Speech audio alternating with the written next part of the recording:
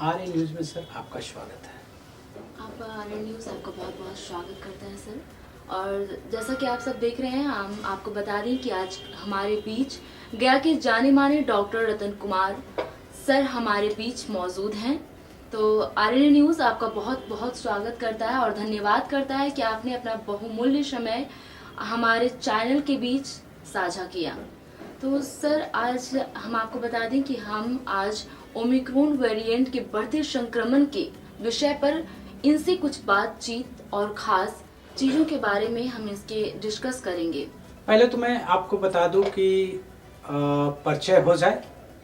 मैं ऋषिलाल, हमारे बीच में जो मौजूद है गया के मशहूर डॉक्टर रतन कुमार सर्जन हैं और गया शहर में इनका अपना अलग है और इनसे हम लोग बार बार प्रेरणा भी लेते हैं।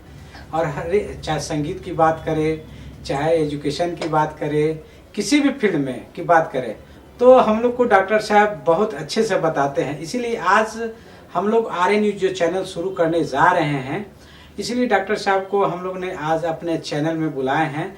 और जिस तरह ओमिक्रॉन ने दस्तक दिया है बिहार में, आप सुरक्षित रहें, आप सतर्क रहें और आपको क्या लक्षण दिखेगा ओमिक्रॉन के बारे में डॉक्टर साहब आपको बताएंगे। इसके पहले परिचय हो जाए। ये हैं डॉक्टर रतन कुमार, ये आपके ज्योति मिश्रा जी हैं जो एंकर हैं आर्य न्यूज़ चैनल का। नमस्कार सर। सबसे पहले हम सर से ये जानना चाहेंगे कि जो तीसरी लहर ओमिक्रॉन वेरिएंट के रूप में जो हमारे बीच में दस्तक दी है, उसके बारे में आपका क्या ख्याल है सर? हाँ, हमारे बिहार में तो ये दस्तक दे चुका है और काफ़ी केसेस अब मिलने लगे हैं। खासकर गया में पटना से भी ज़्यादा केसेस मिल रहे हैं। मेरा ख्याल है कि पूरे इंडिया में लगभग 1000 केसेस अभी हो गए हैं। कुछ केसेस मिले हैं जिनमें कि ओमिक्रॉन वायरस वेरिएंट नहीं पाए गए हैं और ये दस्तक दे चुका है। इससे हमें बचना है और इसकी तैयारी सरकार भी कर रही है, हम लोगों को भी अपने करना है। इसमें काफ़ी ये है कि ये फैलता बहुत कस के है। ये ओमिक्रॉन वायरस जो है ये काफ़ी तेज़ी से फैलता है, काफ़ी, लेकिन डेंजरस नहीं कहा गया है अभी तक। इसकी अभी तक यही जो सूचना मिली है, अफ्रीका से शुरू हुआ ये, वहाँ लगभग अब ख़त्म ही होने जा रहा है, लेकिन पूरे विश्व में ये फैल चुका है अभी और काफ़ी तेज़ी से फैलता है। जैसा कि अभी सर हम देख रहे हैं कि महाराष्ट्र, दिल्ली में भी बहुत तेजी से फैल रहा है, लेकिन इसमें ओमिक्रॉन का जो जिनमें पाया जा रहा लक्षण, उसमें सर ये देखा जा रहा है कि हार्ट ऐसे मर रहे हैं, हार्ट चौक कर रहा है। वो नहीं, ऐसी कोई बात नहीं है। जिनको भी ये अभी तक लक्षण पाए गए, उनको किसी को डायरिया हुआ है, गले में काफ़ी खसखसाहट रहती है इसमें और जाड़ा दे के बुखार आ रहा है लोगों को। जो जिससे भी हमने पूछा है जिनको हुआ है, जो हमारे जान पहचान के लोग हैं या जो भी डॉक्टर हैं, बताए हैं कि ये लक्षण पाए जा रहे हैं। उनको सिर दर्द काफ़ी होता है, इसमें कमजोरी हो रही है, लेकिन किसी को अभी तक मैंने ऑक्सीजन की कमी नहीं पाई देखी। जो हमारे डेल्टा वायरस के समय में जो देखा गया था कि ऑक्सीजन की काफ़ी कमी हो जाती थी उसमें, वो चेस्ट को काफ़ी इन्फेक्शन करता था और चेस्ट को काफ़ी कंजेशन के कारण हर एक लोगों को ऑक्सीजन की ज़रूरत पड़ रही थी उस समय। इसमें अभी तक वैसा लक्षण नहीं पाए गए हैं, लेकिन यह है कि फैलता ये काफ़ी तेज़ी से है। अगर आपको है तो आपके द्वारा बहुत कम समय में दूसरे को हो जाने की संभावना है।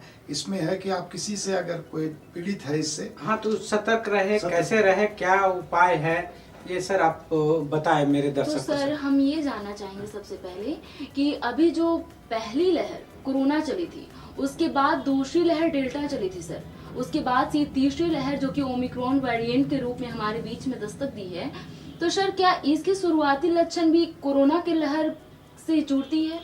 क्या लक्षण लगभग उसी टाइप के हैं, अपर रेस्पिरेटरी ट्रैक्ट इन्फेक्शन के ही लक्षण पाए जाते हैं, लेकिन सब में दूसरे में ज़्यादा काफ़ी दिक्कतें आती थी। कई बार हम लोग को सीटी स्कैन वगैरह कराना पड़ता था। इसमें अभी तक वैसा लक्षण नहीं पाए गए हैं। अगर ऑक्सीजन लेवल गिरेगा तो इसमें भी कराना पड़ेगा। काफ़ी जाड़ा दे के बुखार लोगों को आ रहा है और सिर दर्द काफ़ी होती है इसमें। और तो वैसे कोई लक्षण किसी को, अभी कुछ लोगों को डायरिया होके भी शुरू हुआ है। ठीक है सर, ये तो दस्तक बिहार में दिया भी, अभी हम देख रहे हैं कि सर आज भी अखबार हम पढ़ रहे थे कि बिहार में पटना जिले के कंकड़बाग में एक 26 वर्षीय युवक को हुआ लक्षण पाया गया बिहार में।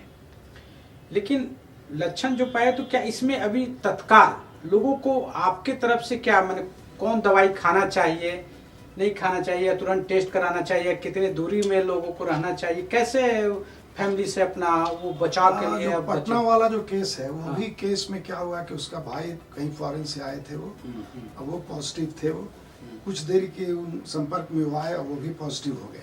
तो इसी से आप समझ सकते हैं कि कितना कस के ये फैलता है। वो अभी मेरा ख्याल है कि वो आइसोलेटेड हैं, अपने फैमिली से आइसोलेटेड हैं, उनको कोई बहुत ज़्यादा तकलीफ है नहीं, लेकिन फिर भी सभी को बचना है इससे। और जो भी अगर फॉरेन से आते हैं या जो भी आते हैं उनमें शायद लक्षण आने में 2-3 दिन लग जाए पहले, तो उनसे आपको दूर रहना है। अगर आपके जैसे महाराष्ट्र से आ रहे हैं, दिल्ली से आ रहे हैं लोग, तो उनको चाहिए, खुद अपने चाहिए कि 3 दिन तक वो या 5 दिन तक अपना अलग रहें, लोगों से न मिलें, क्योंकि अगर कहीं उसके द्वारा अगर उनको संक्रमण है तो वो फैला सकते हैं, उनसे बचें।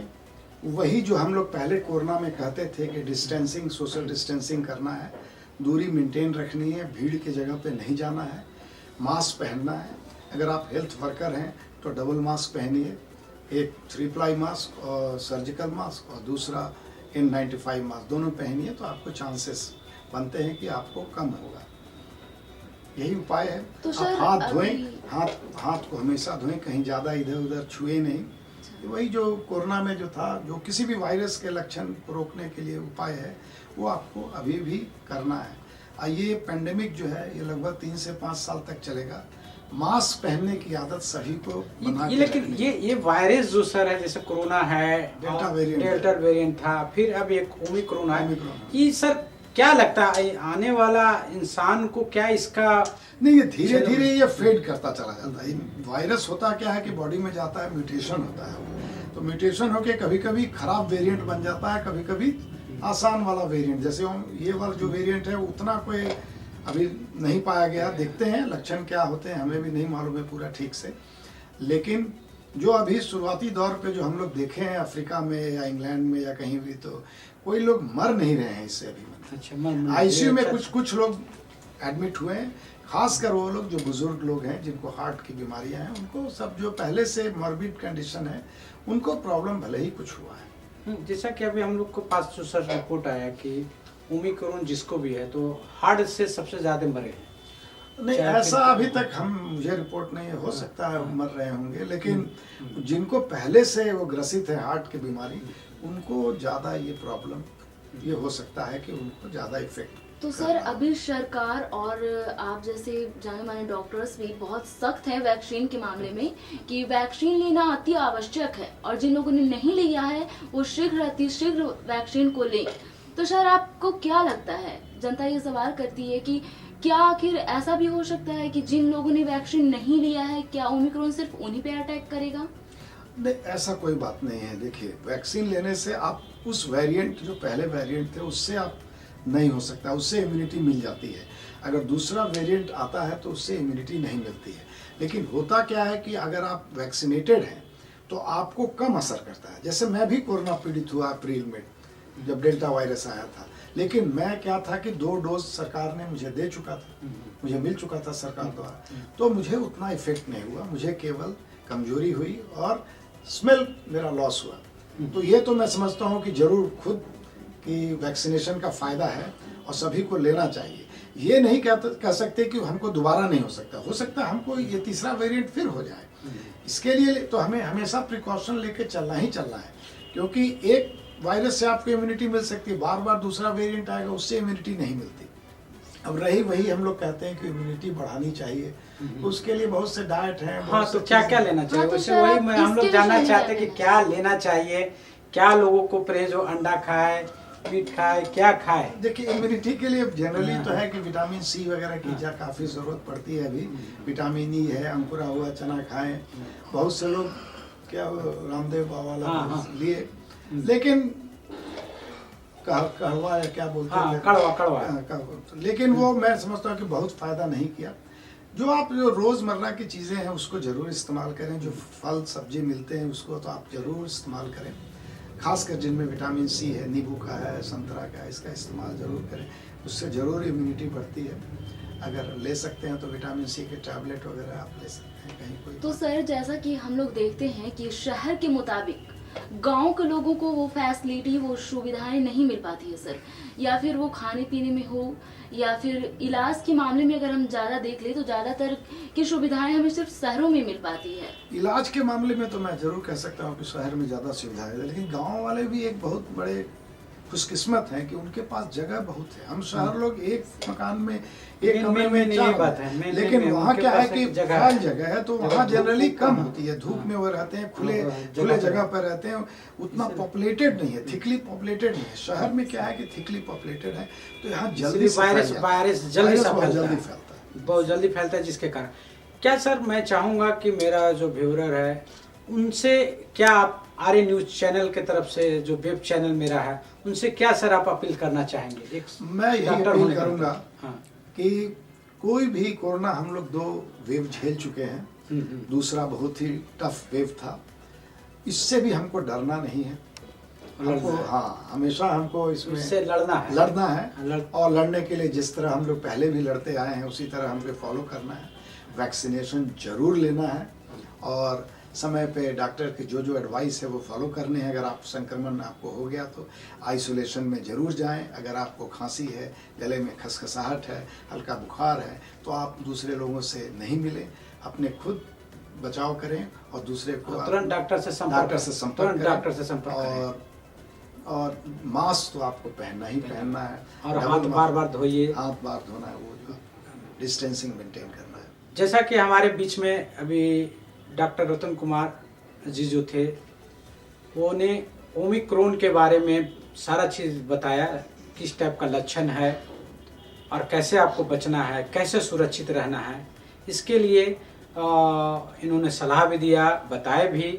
अगर तुरंत आपको किसी टाइप का इस तरह का लक्षण पाया जाता है तो आप तुरंत डॉक्टर के संपर्क में जाएं। ये ना कि अपने घर में ही इलाज करें और दवाई लाएं और खाएं, और जांच जरूर कराएं। नहीं, एंटीजन टेस्ट और आरटीपीसीआर टेस्ट जरूर करा ले। लक्षण है तो इसीलिए हमारा आर्य न्यूज का आपसे अपील करता है कि आप सुरक्षित रहें और सतर्क रहें, लेकिन मास्क का उपयोग करना ना भूलें। जितना हो सके अपने परिवारों से सामाजिक दूरी बनाकर रखें एवं बहुत ही ज्यादा सतर्क और सावधान रहें। बहुत जल्द आ रहा है आर्य न्यूज। आज ही आर्य न्यूज को फॉलो करें।